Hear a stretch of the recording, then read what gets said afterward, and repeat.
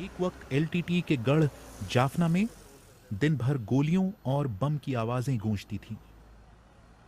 2009 में खत्म हुए युद्ध के बाद आज यहां अच्छी सड़कें हैं, होटल और शॉपिंग कॉम्प्लेक्स नए हैं। विदेशी पर्यटकों के अलावा सड़कों पर हाथों में बंदूक लिए श्रीलंका के सैनिक भी दिखते हैं। युद्ध खत्म होने के 8 साल बाद जाफना कहां खड़ा है? जाफना से करीब 60 किलोमीटर पर किलिनोची है। एलटीटी कभी इसे अपनी राजधानी बताता था।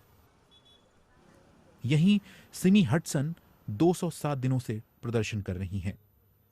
सिमी कहती हैं कि गृहयुद्ध खत्म होने के बाद से उनका बेटा लापता है। वो एलटीटीई का सदस्य था। सिमी जैसे कई लोग हैं जो आज भी अपने रिश्तेदारों के लौटने का इंतजार कर रहे हैं। युद्ध खत्म होने के बाद मेरे बेटे को ओमथाई चेक पॉइंट पर गिरफ्तार किया गया।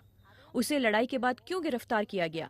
उसे अदालत में पेश किया जाना चाहिए था और सजा दी जानी चाहिए थी। सिमी का आरोप है कि उनका बेटा किसी गुप्त सरकारी कैंप में है।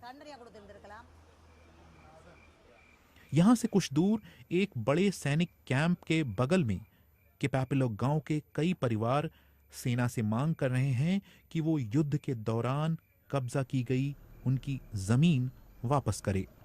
सरकार का कहना है कि वो जमीन लौटाने के लिए तैयार है और कोई गुप्त कैंप नहीं चला रही है। No, nothing. नहीं, सरकार कोई गुप्त कैंप नहीं चलाती। सभी को हटा लिया गया है। परिवारों को लगता है कि उनके लोग जिंदा हैं। हम जमीन छोड़ रहे हैं, लेकिन प्रक्रिया धीमी है। That I agree.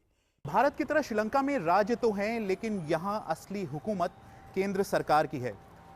स्थानीय प्रशासन के नाम पर यहां प्रोविंशियल काउंसिल है, लेकिन पुलिस की नियुक्ति हो या फिर जमीन के रजिस्ट्रेशन जैसे अधिकार हों, वो केंद्र सरकार के पास हैं।